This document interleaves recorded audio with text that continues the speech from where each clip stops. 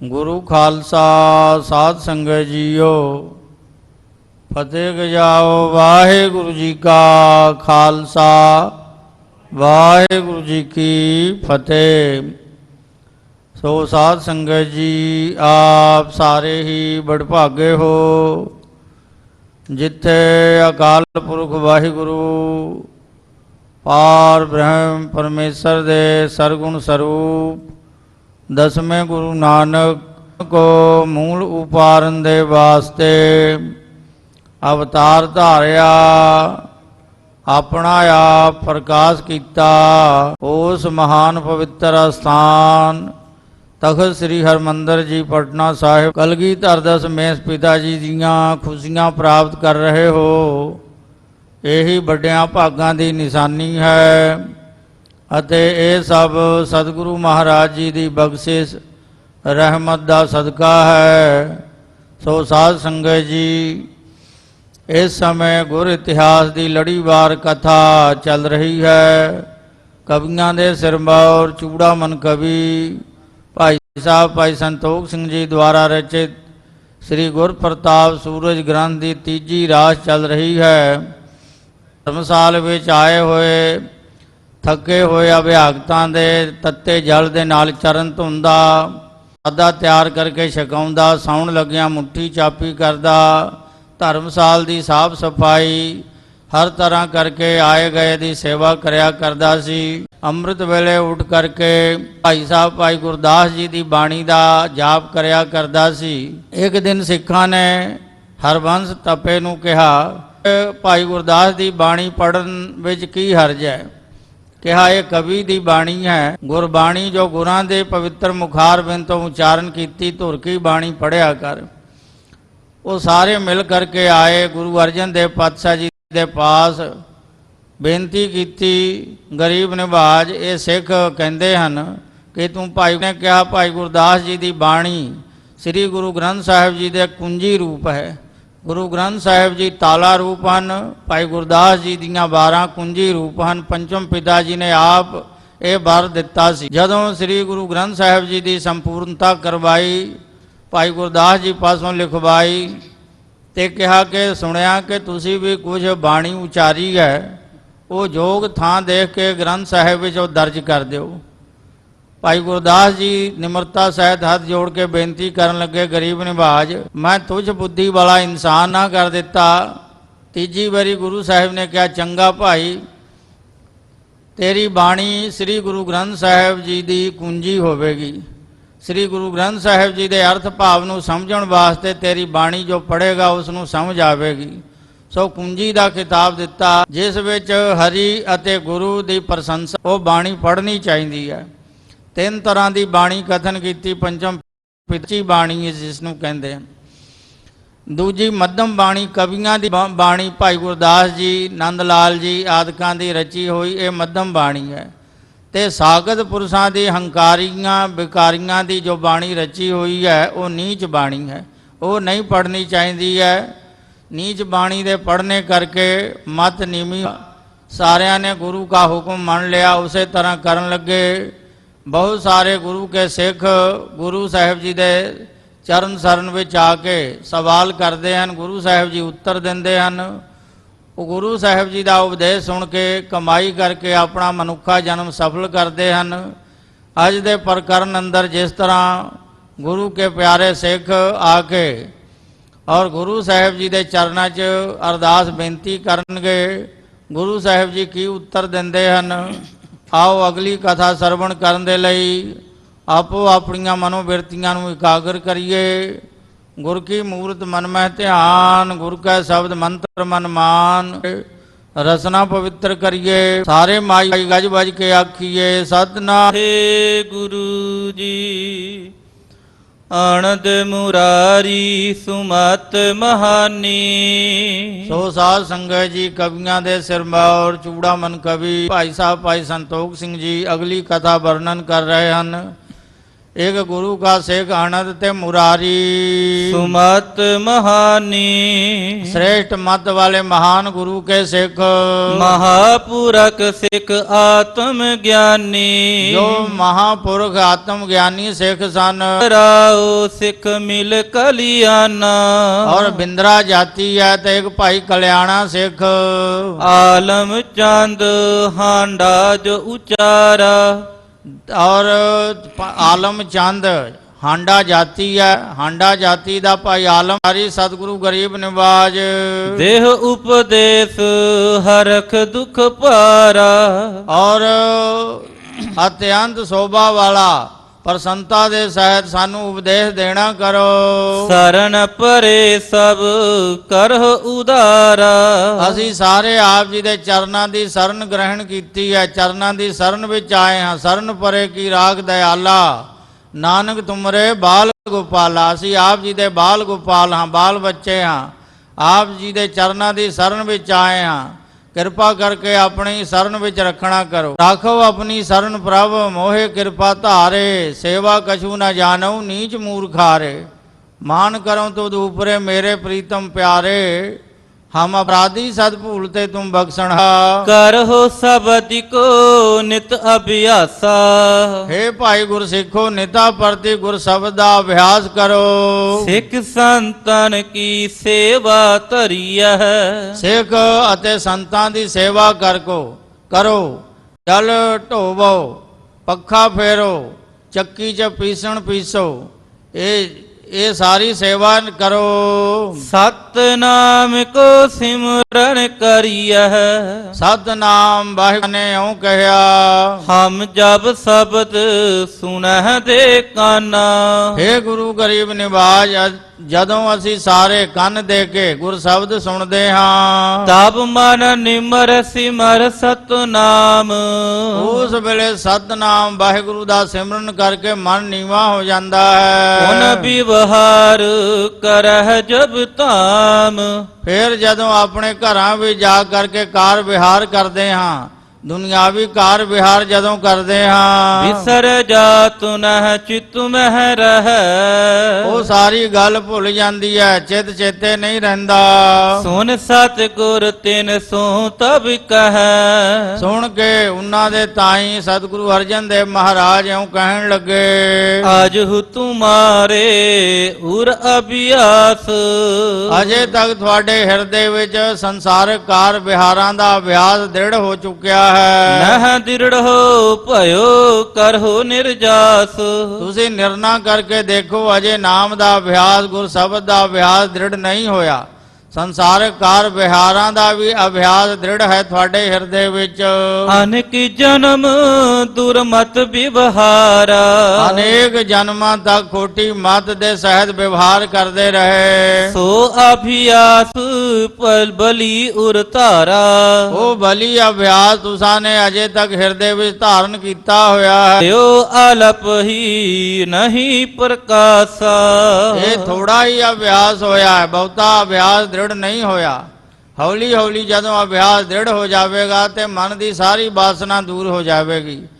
ਔਰ ਜਦ ਤੱਕ ਅਭਿਆਸ ਨਹੀਂ ਕਰਦਾ ਉਨਾ ਚਿਰ ਮਨ ਦੀ ਮੈਲ ਨਹੀਂ ਉਤਰਦੀ, ਮਨ ਸੁੱਧ ਨਹੀਂ ਹੁੰਦਾ। ਕਈ ਤਾਂ ਸੋਚਦੇ ਨੇ ਬਾਣੀ ਤਾਂ ਉਹੀ ਹੈ, ਉਹੀ ਜਪਜੀ ਸਾਹਿਬ, ਉਹੀ ਸ੍ਰੀ ਸੁਖਮਨੀ ਸਾਹਿਬ, ਰੋਜ਼ਾਨਾ ਕੀ ਕਰਨਾ, ਇੱਕ ਦਿਨ ਪੜ੍ਹ ਲਿਆ ਹੋ ਗਿਆ। ਪਰ ਉਹ ਭੁਲੇਖੇ ਵਿੱਚ ਹਨ। ਜਿਵੇਂ ਅਸੀਂ ਨਿਤ ਭੋਜਨ ਛਕਦੇ ਹਾਂ, ਇਹ ਤਾਂ ਨਹੀਂ ਕਿ 2 ਦਿਨ ਬਾਅਦ ਛਕਾਂਗੇ। ਜਿਵੇਂ ਭੋਜਨ ਨਿਤ ਛਕਦੇ ਹਾਂ, ਭਜਨ ਵੀ ਨਿਤ ਕਰਨਾ ਚਾਹੀਦਾ ਹੈ। ਇੱਕ ਮਨ ਦੀ ਖੁਰਾਕ ਹੈ, ਇੱਕ ਤਨ ਦੀ ਖੁਰਾਕ ਹੈ। ਭੋਜਨ ਤਨ ਦੀ ਖੁਰਾਕ ਹੈ, ਭਜਨ ਮਨ ਦੀ ਖੁਰਾਕ ਹੈ। ਅਸੀਂ ਭੋਜਨ ਛਕ ਲਿਆ, ਪੇਟ ਭਰ ਗਿਆ, ਤਨ ਤ੍ਰਿਪਤ ਹੋ ਗਿਆ, ਤਰ੍ਹਾਂ ਭਜਨ ਵੀ ਜ਼ਰੂਰੀ ਹੈ। ਸੋ ਗੁਰੂ ਸਾਹਿਬ ਜੀ ਸਿੱਖਾਂ ਨੂੰ ਉਪਦੇਸ਼ ਦੇ ਰਹੇ ਹਨ, ਭਾਈ ਤੁਸੀਂ ਕਈ ਜਨਮਾਂ ਤੋਂ ਜੋ ਸੰਸਾਰਕ ਕਾਰ ਵਿਹਾਰ ਵਿੱਚ ਫਸ ਕਰਕੇ ਖੋਟੀ ਮਤ ਧਾਰੀ ਹੋਈ ਆ, ਹੌਲੀ ਹੌਲੀ ਦੂਰ ਹੋਵੇਗੀ।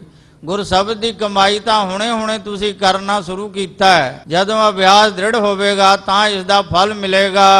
ਬਹੁ ਦਿਨ ਕੋ ਦ੍ਰਿੜ ਹੋ ਤਨ ਅਭਿਮਾਨ। ਔਰ ਤਨ ਹੰਤਾ ਬਹੁਤੇ ਦਿਨਾਂ ਦਾ ਦ੍ਰਿੜ ਹੋ ਚੁੱਕਿਆ ਹੈ। जो देह दा अभिमान है।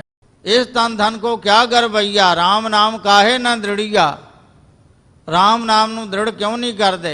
ਜਿਵੇਂ ਭਗਤ ਕਬੀਰ ਜੀ ਨੇ ਇੱਕ ਜਗਿਆਸੂ ਨੂੰ ਉਪਦੇਸ਼ ਦਿੱਤਾ, ਜੋ ਕਬੀਰ ਜੀ ਦੇ ਗੁਆਂਢ ਰਹਿੰਦਾ ਸੀ, ਰੋਜ਼ਾਨਾ 2-2 3-3 ਘੰਟੇ ਪੱਗ ਹੀ ਸਵਾਰਿਆ ਕਰਦਾ ਸੀ। ਭਗਤ ਕਬੀਰ ਜੀ ਦੇਖ ਕੇ ਕਿਹਾ ਕਰਦੇ ਸਨ, ਓਏ ਪ੍ਰੇਮੀਆਂ, ਜੋ 2-2 3-3 ਘੰਟੇ ਤੂੰ ਪੱਗ ਸਵਾਰਦਾ ਰਹਿੰਦਾ ਹੈ, ਸਮੇਂ ਦੀ ਬਚਤ ਕਰਕੇ ਨਾਮ ਜਪਿਆ ਕਰ, ਤੇਰਾ ਉਧਾਰ ਹੋਵੇਗਾ। ਪਰ ਆਖੇ ਨਹੀਂ ਲੱਗਿਆ। ਇੱਕ ਦਿਨ ਬਾਹਰੋਂ ਕਿੱਧਰੋਂ ਆ ਰਿਹਾ ਸੀ, ਰਸਤੇ ਵਿੱਚ ਉਸ ਦੀ ਮੌਤ ਹੋ ਗਈ। ਉਹਦੀ ਲਾਸ਼ ਰੁਲ ਰਹੀ ਹੈ ਤੇ ਕਾਂ ਉਹਦੀਆਂ ਅੱਖਾਂ ਦੇ ਨਾਲ ਆਪਣੀ ਚੁੰਝਾਂ ਸਾਫ਼ ਕਰ ਰਹੇ ਹਨ, ਸਿਰ ਦੇ ਨਾਲ ਚੁੰਝਾਂ ਸਾਫ਼ ਕਰ ਰਹੇ ਹਨ। ਭਗਤ ਕਬੀਰ ਜੀ ਸਾਥੀਆਂ ਦੇ ਨਾਲ ਸੈਰ ਕਰਦੇ ਹੋਏ ਆਏ, ਦੇਖਿਆ ਇਹ ਤਾਂ ਉਹੀ ਪ੍ਰੇਮੀ ਹੈ ਜੋ ਸਾਡੇ ਗੁਆਂਢ ਰਹਿੰਦਾ ਹੈ। ਰੋਜ਼ ਮੈਂ ਕਹਿੰਦਾ ਸੀ ਨਾਮ ਜਪਿਆ ਕਰ, ਪਰ ਆਖੇ ਨਹੀਂ ਸੀ ਲੱਗਿਆ। ਸਿਰ 'ਤੇ ਸਮਾਰ ਕੇ ਪੱਗ ਬੰਨਿਆ ਕਰਦਾ ਸੀ। ਦੇਖੋ ਅੱਜ ਉਸੇ ਸਿਰ ਦੇ ਨਾਲ ਕਾਂ ਗੰਦਗੀ ਖਾ ਕੇ ਚੁੰਝਾਂ ਸਾਫ਼ ਕਰ ਰਹੇ ਹਨ। ਭਗਤ ਕਬੀਰ ਜੀ ਨੇ ਉਸੇ ਤਰ੍ਹਾਂ ਉਸ ਨੂੰ ਜਗਿਆਸੂ ਨੂੰ ਉਪਦੇਸ਼ ਦਿੱਤਾ ਕਿ ਜੇ ਸਿਰ ਰਜ ਰਜ ਬਾਂਧਤ ਭਾਗ, ਸੋ ਸਿਰ ਚੁੰਝ ਸਵਾਰਹਿ ਕਾਗ। ਭਾਈ ਜੇ ਸਿਰ 'ਤੇ ਤੂੰ ਸਮਾਰ ਕੇ ਪੱਗ ਬੰਨਿਆ ਕਰਦਾ ਸੀ, ਸੋ ਸਿਰ ਚੁੰਝ ਸਵਾਰਹਿ ਕਾਗ, ਉਹ ਤੇਰੇ ਸਿਰ ਦੇ ਨਾਲ ਕਾਂ ਗੰਦਗੀ ਖਾ ਕੇ ਚੁੰਝਾਂ ਸਾਫ਼ ਕਰ ਰਹੇ ਹਨ। ਜੇ ਸਿਰ ਰਜ ਰਜ ਬਾਂਧਤ ਭਾਗ, ਸੋ ਸਿਰ ਚੁੰਝ ਸਵਾਰਹਿ ਕਾਗ।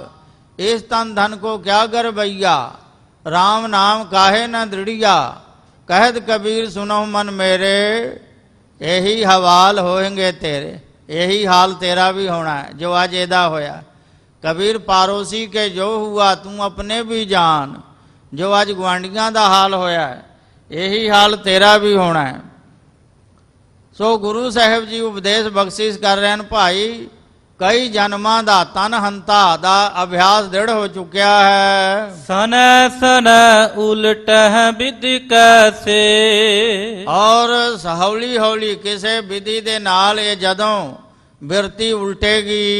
करे जतन बहु अनथल बह, जिमें अनेक जतन करन दे नाल जल दा प्रवाह होर थां ते बहन लग जांदा है। नाहे तां प्रथम थान ही रह, नहीं तां दरिया दा प्रवाह जो है उसे थां ते वगदा है।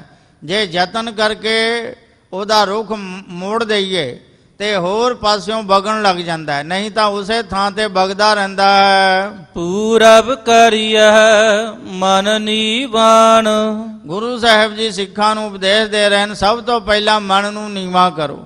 ਅਸੀਂ ਨਿਤ ਅਰਦਾਸ ਵਿੱਚ ਅਰਦਾਸ ਬੇਨਤੀ ਕਰਦੇ ਹਾਂ ਸਤਿਗੁਰਾਂ ਦੇ ਚਰਨਾਂ ਵਿੱਚ ਕਿ ਸਿੱਖਾਂ ਦਾ ਮਨ ਨੀਵਾਂ ਮਤ ਉੱਚੀ। ਅਸੀਂ ਰੋਜ਼ਾਨਾ ਦਿਨ ਰਾਤ ਅਰਦਾਸ ਕਰਦੇ ਹਾਂ, ਪਰ ਸਾਡੇ ਨਾਲ ਉਲਟਾ ਹੁੰਦਾ ਹੈ। ਸਾਡਾ ਮਨ ਹੀ ਉੱਚਾ ਹੋ ਜਾਂਦਾ ਤੇ ਮਤ ਨੀਵੀਂ ਹੋ ਜਾਂਦੀ ਹੈ। ਸਾਡੀ ਮਤ ਨੀਵੀਂ ਹੈ ਔਰ ਮਨ ਉੱਚਾ ਹੈ, ਜਦ ਕਿ ਮਨ ਨੂੰ ਨੀਵਾਂ ਰੱਖਣਾ ਚਾਹੀਦਾ ਹੈ, ਮਤ ਉੱਚੀ ਹੋਣੀ ਚਾਹੀਦੀ ਹੈ। ਵਿਪਰੀਤ ਬੁੱਧੀ ਹੋਣ ਕਰਕੇ ਅਸੀਂ ਆਪਣੇ ਮਨ ਨੂੰ ਉੱਚਾ ਰੱਖਦੇ ਹਾਂ, ਸਾਡੀ ਮਤ ਨੀਵੀਂ ਹੈ। ਸੋ ਗੁਰੂ ਸਾਹਿਬ ਜੀ ਫਰਮਾਉਂਦੇ ਹਨ, ਸਿੱਖਾਂ ਨੂੰ ਉਪਦੇਸ਼ ਦੇ ਰਹੇ ਹਨ, ਜਲ ਦਾ ਵਹਿਣ ਮੋੜ ਦਿੱਤਾ ਜਾਵੇ ਤਾਂ ਦੂਜੀ ਥਾਂ ਤੋਂ ਵਗਣ ਲੱਗ ਪੈਂਦਾ ਹੈ, ਨਹੀਂ ਤਾਂ ਉਸੇ ਥਾਂ ਤੋਂ ਵਗਦਾ। ਇਸੇ ਤਰ੍ਹਾਂ ਦ੍ਰਿਸ਼ਟਾਂਤ ਦੇ ਕੇ ਸਮਝਾਉਂਦੇ ਹਨ। ਪਾਵਹੁ ਬੰਦ ਬਿਰਤੀ ਬ੍ਰਹਮ ਗਿਆਨ।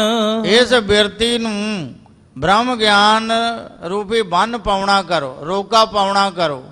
ਬ੍ਰਹਮ ਗਿਆਨ ਦੁਆਰੇ ਇਸ ਸੰਸਾਰ ਵੱਲ ਜਾਂਦੀ ਬਿਰਤੀ ਨੂੰ ਰੋਕਣਾ ਕਰੋ। ਸਤ ਸੰਤੋਖ ਆਦ ਗੁਣ ਧਰੇ। ਸਤ ਸੰਤੋਖ ਵਿਚਾਰ ਧੀਰਜ ਧਰਮ, ਇਹ 5 ਸ਼ੁਭ ਗੁਣਾਂ ਨੂੰ ਹਿਰਦੇ ਵਿੱਚ ਧਾਰਨ ਕਰੋ। ਇਨ ਜਤਨ ਹੋਤੇ ਸੋ ਮੁਰ ਪਰੇ।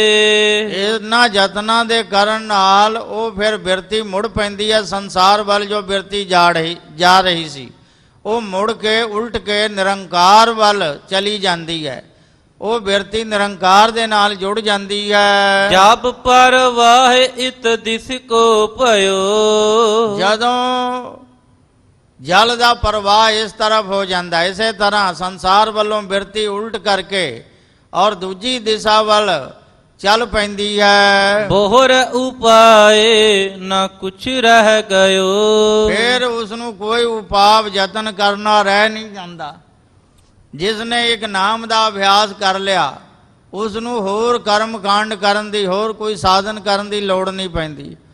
ਇੱਕ ਸਾਧੇ ਸਭ ਸਿੱਧ ਹੋਏ। ਇੱਕ ਨੂੰ ਸਾਧਨ ਦੇ ਨਾਲ ਸਾਰੇ ਕਾਰਜ ਸਿੱਧ ਹੋ ਜਾਂਦੇ ਹਨ। ਉਸ ਨੇ ਵੇਦ ਵੇਦਾਂਗ ਵੀ ਪੜ੍ਹ ਲਏ, ਸਾਰੇ ਕਰਮ ਧਰਮ ਵੀ ਕਰ ਲਏ ਇੱਕ ਨਾਮ ਜਪਣੇ ਕਰਕੇ। ਕਿਉਂਕਿ ਮੁਕਤੀ ਦੇ ਸਾਰੇ ਸਾਧਨਾਂ ਚੋਂ ਸ਼੍ਰੋਮਣੀ ਸਾਧਨ ਹੈ ਵਾਹਿਗੁਰੂ ਦਾ ਨਾਮ ਜਪਣਾ। ਨਾਮ ਸਿਰੋਮਣ ਸਰਬ ਮੈਂ ਭਗਤ ਰਹੇ ਲਿਵਤਾਰ। ਵਾਹਿਗੁਰੂ ਦਾ ਨਾਮ ਸਰਬ ਸਰੋਮਣ ਹੈ, ਜੋ ਛੇਤੀ ਹੀ ਫਲ ਦੇਣ ਵਾਲਾ ਹੈ। ਜਿਤਨੇ ਵੀ ਹਠ ਯੋਗ ਹੋਰ ਸਾਧਨ ਜਿਹੜੇ ਹਨ ਉਹ ਮਰਨ ਪਰਯੰਤ ਫਲ ਦਿੰਦੇ ਹਨ, ਪਰ ਇਹ ਨਾਮ ਔਰ ਭਗਤੀ ਕਰਨ ਦਾ ਫਲ ਜਿਉਂਦੇ ਜੀ ਪ੍ਰਾਪਤ ਹੁੰਦਾ ਹੈ। ਇਸ ਕਰਕੇ ਸੁਖੈਣ ਮਾਰਗ ਗੁਰੂ ਸਾਹਿਬ ਜੀ ਦੱਸ ਰਹੇ ਹਨ। ਪ੍ਰਾਪਤ ਹੋਏ ਸੁਖੇਨ ਆਨੰਦ। ਔਰ ਸੁਖੈਨ ਹੀ ਆਨੰਦ ਛੇਤੀ ਪ੍ਰਾਪਤ ਹੁੰਦਾ ਹੈ। ਨਹੀਂ ਸੋ ਵਿਆਪੈ ਦੁਖ ਦਾ ਦੁੰਦ। ਔਰ ਉਸ ਨੂੰ ਦੁਖਦਾਇਕ ਦੁੰਦ ਭਾਵ ਨਹੀਂ ਵਿਆਪਦਾ। ਸ੍ਰੀ ਗੁਰ ਤੇ ਸੁਨ ਭਗਤ ਸੋ ਠਾਨੀ। ਔਰ ਸਤਿਗੁਰਾਂ ਦੇ ਪਵਿੱਤਰ ਮੁਖਾਰਤ ਬਿਨ ਤੋਂ ਉਪਦੇਸ਼ ਸੁਣ ਕਰਕੇ ਭਗਤੀ ਕਰਨ ਲੱਗੇ। ਭਇਓ ਮੁਰਾਰੀ ਆਤਮ ਗਿਆਨੀ। ਉਹ ਮੁਰਾਰੀ ਨਾਮੇ ਸਿੱਖ ਆਤਮ ਗਿਆਨੀ ਹੋ ਗਿਆ। ਭਾਨੂ ਸੁਗੜ ਸੋ ਜਗਨਾਨੰਦ। ਭਾਈ ਭਾਨੂ ਸੁਗੜਾ ਜਗਨਾਨੰਦ ਆਦਿਕ ਆਏ ਗੁਰੂ ਅਰਜਨ ਪਦ ਬੰਦ। ਗੁਰੂ ਅਰਜਨ ਦੇਵ ਮਹਾਰਾਜ ਜੀ ਦੀ ਹਜ਼ੂਰੀ ਵਿੱਚ ਆ ਕੇ ਚਰਨਾਂ ਤੇ ਸਿਰ ਨਿਵਾ ਕੇ ਮੱਥਾ ਟੇਕਿਆ। ਬੈਠ ਤੇ ਆਪਨ ਬਿਰਤਾਂਤ ਬਖਾਨਾ। ਬੈਠ ਕਰਕੇ ਆਪਣਾ ਸਾਰਾ ਬਿਰਤਾਂਤ ਕਹਿਆ। ਹਮਰੋ ਕਹਿ ਇੰਦਰੀ ਅਰ ਪ੍ਰਾਨਾ। हे ਮਹਾਰਾਜ ਸਾਡੇ ਜੋ ਇੰਦਰੀ ਅਤੇ ਪ੍ਰਾਣ ਹਨ, ਹਮਰੋ ਕਹਿ ਇੰਦਰੀ ਅਰ ਪ੍ਰਾਨਾ। ਔਰ ਅਸੀਂ ਤਾਂ ਰੋਕਦੇ ਹਾਂ, ਇੰਦਰੀਆਂ ਤੇ ਪ੍ਰਾਣਾਂ ਨੂੰ ਅਸੀਂ ਰੋਕਦੇ ਹਾਂ। ਸਿਮਰਨ ਕਰਹਿ ਸਮੇਤ ਉਪਾਏ। ਬਹੁ ਉਪਾਏ ਦੇ ਸਹਿਤ ਅਸੀਂ ਸਿਮਰਨ ਵੀ ਕਰਦੇ ਹਾਂ। ਮਨ ਬੁੱਧੀ ਪ੍ਰਾਣਾਂ ਨੂੰ ਰੋਕ ਕਰਕੇ ਚਾਹਤ ਹਿਰਦੈ ਪ੍ਰਭ ਲਿਵ ਲਗ ਜਾਏ। ਅਸੀਂ ਚਾਹੁੰਦੇ ਹਾਂ ਪ੍ਰਭੂ ਦੇ ਚਰਨਾਂ ਦੇ ਨਾਲ ਲਿਵ ਲੱਗ ਜਾਵੇ। ਜਬ ਹੈ ਪਦਾਰਥ ਕੁਛ ਦ੍ਰਿਸ਼ਟਾਵੈ। हे ਮਹਾਰਾਜ ਜਦੋਂ ਕੋਈ ਪਦਾਰਥ ਨਿਗਾਹ ਆਉਂਦਾ ਹੈ ਤਬ ਹਮਰੋ ਮਨ ਮੈਂ ਤਹ ਚਲ ਜਾਵੇ। ਤਦੋਂ ਸਾਡਾ ਮਨ ਉਸ ਤਰਫ ਚਲਾ ਜਾਂਦਾ ਹੈ, ਪਦਾਰਥਾਂ ਵੱਲ ਚਲ ਜਾਂਦਾ ਹੈ। ਗੁਰਬਾਣੀ ਵਿੱਚ ਇੱਕ ਪ੍ਰਮਾਣ ਹੈ, ਬਿਨ ਦੇਖੇ ਉਪਜੈ ਨਹੀਂ ਆਸਾ, ਜੋ ਦੀਸੈ ਸੋ ਹੋਏ ਬਿਨਾਸਾ। ਜਦ ਤੱਕ ਬੰਦਾ ਕੋਈ ਚੀਜ਼ ਨਹੀਂ ਦੇਖਦਾ ਤਦ ਤੱਕ ਉਸ ਚੀਜ਼ ਦੀ ਪ੍ਰਾਪਤੀ ਦੀ ਆਸਾ ਪੈਦਾ ਨਹੀਂ ਹੁੰਦੀ। ਤੇ ਜੀ ਚੀਜ਼ ਪ੍ਰਾਪਤ ਹੋ ਜਾਏ, ਪਦਾਰਥ ਪ੍ਰਾਪਤ ਹੋ ਜਾਵੇ, ਉਹ ਪਦਾਰਥ ਨਾਲ ਨਹੀਂ ਜਾਂਦੇ। ਜੋ ਕੁਝ ਵੀ ਦਿਸ ਰਿਹਾ ਸਭ ਨਾਸਵੰਤ ਹੈ, ਦ੍ਰਿਸ਼ਟਮਾਨ ਹੈ ਸਗਲ ਮਿਥੇਨਾ। ਬਿਨ ਦੇਖੇ ਉਪਜੈ ਨਹੀਂ ਆਸਾ, ਜੋ ਦੀਸੈ ਸੋ ਹੋਏ ਬਿਨਾਸਾ। ਸੋ ਮਹਾਰਾਜ ਜਦੋਂ ਅਸੀਂ ਪਦਾਰਥ ਦੇਖ ਲੈਂਦੇ ਹਾਂ ਸਾਡਾ ਮਨ ਉਸ ਤਰਫ ਚਲਾ ਜਾਂਦਾ ਹੈ। ਵਾਸਨ ਛੈ ਅਰ ਮਨ ਕੋ ਨਾਸ। ਗੁਰੂ ਸਾਹਿਬ ਜੀ ਕਹਿੰਦੇ ਨੇ ਵਾਸਨਾ ਨੂੰ ਛੈ ਕਰਨਾ, ਨਾਸ ਕਰਨਾ ਤੇ ਮਨ ਨੂੰ ਵੀ ਮਾਰਨਾ। ਤਤਵ ਗਿਆਨ ਤੀਨੋ ਨਿਰਜਾਸ। ਨਿਰਣਾ ਕਰੋ ਤੇ ਤਤ ਗਿਆਨ, ਯਥਾਰਥ ਗਿਆਨ ਪਰਮਾਤਮਾ ਦਾ, ਇਹ ਤਿੰਨ ਤਦ ਸਿਧਾਂਤ ਦੀਆਂ ਗੱਲਾਂ ਹਨ।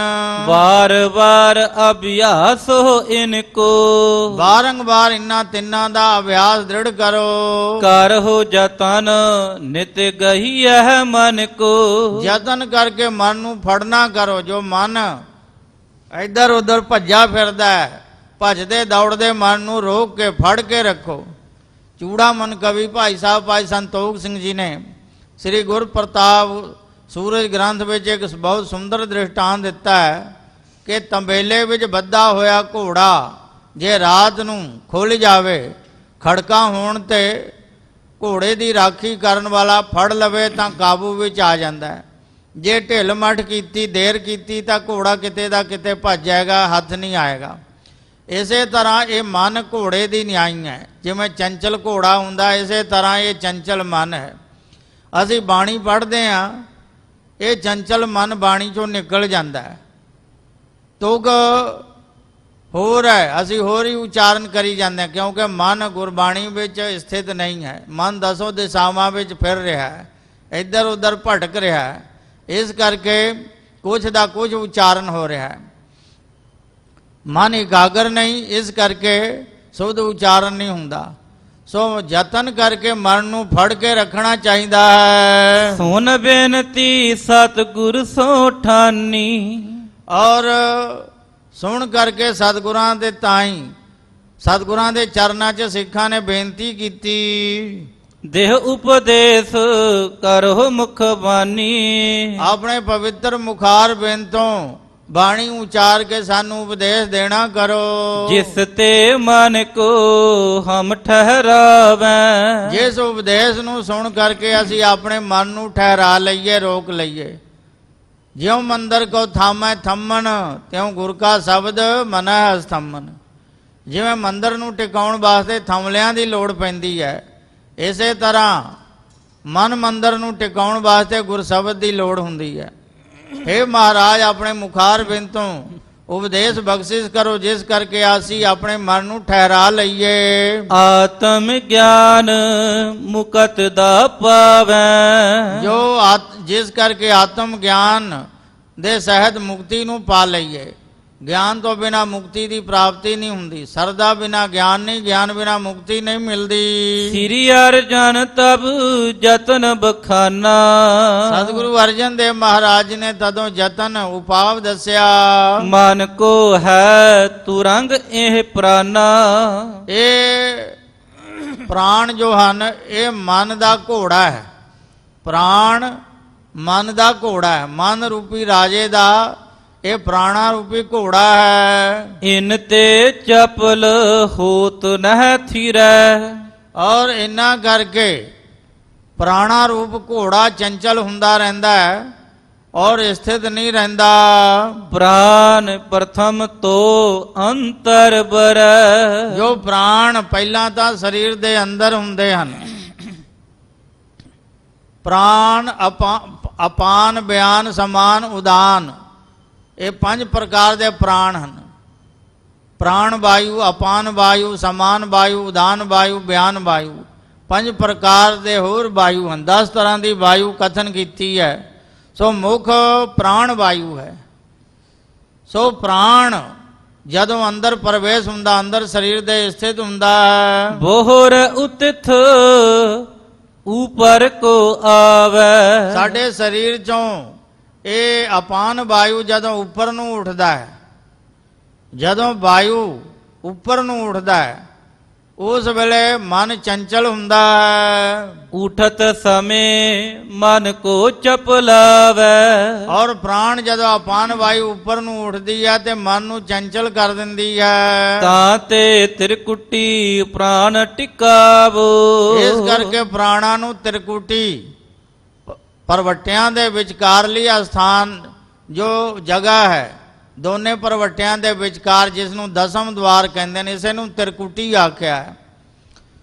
ਦਸਮ ਦਵਾਰ ਵਿੱਚ ਪ੍ਰਾਣਾਂ ਨੂੰ ਟਿਕਾਉਣਾ ਕਰੋ। ਮਨ ਕੋ ਨਾਸ ਰੀਤ ਇਸ ਪਾਵੋ। ਇਸ ਰੀਤੀ ਕਰਕੇ ਮਨ ਨੂੰ ਨਾਸ ਕਰੋ, ਮਨ ਨੂੰ ਮਾਰਨਾ ਕਰੋ। ਸਕਲ ਜਗਤ ਕੋ ਮਿਥਿਆ ਮਾਨੋ। ਸਾਰੇ ਜਗਤ ਨੂੰ ਮਿਥਿਆ ਝੂਠਾ ਜਾਣਨਾ ਕਰੋ। ਮ੍ਰਿਗ ਤ੍ਰਿਸ਼ਨਾ ਮਾਨਿੰਦ ਪਛਾਨੋ। ਸਾਰੇ ਜਗਤ ਨੂੰ, ਸੰਸਾਰ ਨੂੰ ਮ੍ਰਿਗ ਤ੍ਰਿਸ਼ਨਾ ਦੇ ਜਲ ਵਾਂਗ ਜਾਣਨਾ ਕਰੋ। ਮ੍ਰਿਗ ਤ੍ਰਿਸ਼ਨਾ ਜਿਉ ਜਗ ਰਚਨਾ, ਯਹ ਦੇਖੋ ਨੈਣ ਪਸਾਰ। ਇਕ ਚਾਲੇ ਇਕ ਚਾਲਸਹਿ ਸਭ ਆਪਣੀ ਵਾਰ। ਸਤਿਗੁਰੂ ਤੇਗ ਬਹਾਦਰ ਸਾਹਿਬ ਮਹਾਰਾਜ ਫਰਮਾਉਂਦੇ ਨੇ, ਜਗਤ ਦੀ ਰਚਨਾ ਮ੍ਰਿਗ ਤ੍ਰਿਸ਼ਨਾ ਦੇ ਜਲ ਵਾਂਗ ਹੈ। ਜਿਵੇਂ ਮ੍ਰਿਗ ਤ੍ਰਿਸ਼ਨਾ ਦਾ ਜਲ ਝੂਠਾ ਹੁੰਦਾ ਹੈ, ਉੱਥੇ ਤਾਂ ਰੇਤ ਚਮਕਦੀ ਹੈ, ਪਰ ਹਰਨ ਨੂੰ ਉੱਥੇ ਪਾਣੀ ਪ੍ਰਤੀਤ ਹੁੰਦਾ, ਭੱਜ ਕੇ ਜਾਂਦਾ, ਦੌੜ ਦੌੜ ਕੇ ਆਪਣੇ ਪ੍ਰਾਣ ਨਾਸ਼ ਕਰ ਲੈਂਦਾ ਹੈ। ਸੋ ਮ੍ਰਿਗ ਤ੍ਰਿਸ਼ਨਾ ਵਾਂਗ ਇਸ ਜਗਤ ਨੂੰ ਜਾਣਨਾ ਕਰੋ। ਅਖਲ ਪਦਾਰਥ ਝੂਠੇ ਜਾਣੇ, ਸਮੂਹ ਪਦਾਰਥਾਂ ਨੂੰ ਝੂਠਾ ਜਾਣਨਾ ਕਰੋ। ਤਬ ਹੂੰ ਹੋਤ ਵਾਸਨਾ ਹਨੇ, ਔਰ ਫਿਰ ਵਾਸਨਾ ਨੂੰ ਤਬ ਹੂੰ ਹੋਤ ਵਾਸਨਾ ਹਨ, ਤਦ ਜੋ ਖੋਟੀ ਵਾਸਨਾ ਹੈ ਉਸ ਦਾ ਨਾਸ ਹੋਵੇਗਾ। ਨਿਤ ਪ੍ਰਤ ਨਿਰਣੈ ਬ੍ਰਹਮ ਕਰੀ ਜੈ, ਨੇਤਾ ਪ੍ਰਤੀ ਬ੍ਰਹਮ ਦਾ ਨਿਰਣਾ ਕਰੋ। ਤਨ ਇੰਦਰ ਤੇ ਪਰੇ ਲਖੀ ਜੈ, ਔਰ ਮਨ ਇੰਦਰੀਆਂ ਤੋਂ ਪਰੇ ਜਾਣਨਾ ਕਰੋ ਬ੍ਰਹਮ ਨੂੰ। ਬ੍ਰਹਮ ਇੰਦਰੀਆਂ ਕਰਕੇ ਨਹੀਂ ਜਾਣਿਆ ਜਾਂਦਾ, ਉਹ ਮਨ ਬੁੱਧ ਇੰਦਰੀਆਂ ਤੋਂ ਪਰੇ ਹੈ। ਬੁੱਧ ਕਰ ਉਚਿਤ ਜਾਣਵੇ ਅਹੈ, ਔਰ ਨਿਰਮਲ ਆਤਮ ਵਿਸ਼ੈਨੀ ਬੁੱਧੀ ਕਰਕੇ ਜਾਣਨ ਯੋਗ ਹੈ। ਇੰਦਰ ਥੂਲ ਨਾ ਤਿਸ ਕੋ ਲਹੈ, ਔਰ ਅਸਥੂਲ ਇੰਦਰੀਆਂ ਕਰਕੇ ਉਹ ਜਾਣਿਆ ਨਹੀਂ ਜਾਂਦਾ। ਸਤਿਗੁਰ ਸ਼ਬਦ ਸਾਰ ਵੇਦਾਂਤ, ਸਤਿਗੁਰਾਂ ਦਾ ਸ਼ਬਦ ਸਾਰੇ ਵੇਦ ਵੇਦਾਂਗ ਦਾ ਸਾਰ ਹੈ, ਨਿਚੋੜ ਹੈ, ਤਤ ਸਿਧਾਂਤ ਹੈ। ਜਿੱਥੇ ਸਾਰੇ ਵੇਦ ਵੇਦਾਂਤ ਦਾ ਗਿਆਨ ਸੰਪੂਰਨ ਹੁੰਦਾ, ਸਮਾਪਤ ਹੁੰਦਾ ਹੈ, ਉੱਥੋਂ ਸਤਿਗੁਰਾਂ ਦਾ ਗਿਆਨ ਪ੍ਰਾਰੰਭ ਹੁੰਦਾ ਹੈ। ਕਰ ਹੋ ਵਿਚਾਰਨ ਹੋਏ ਸਖੀਆਤ, ਵਿਚਾਰਨਾ ਕਰੋ ਤਾਂ ਬ੍ਰਹਮ ਤੁਹਾਡੇ ਹਿਰਦੇ ਅੰਦਰ ਸਾਖਿਆਤਕਾਰ ਹੋਵੇਗਾ।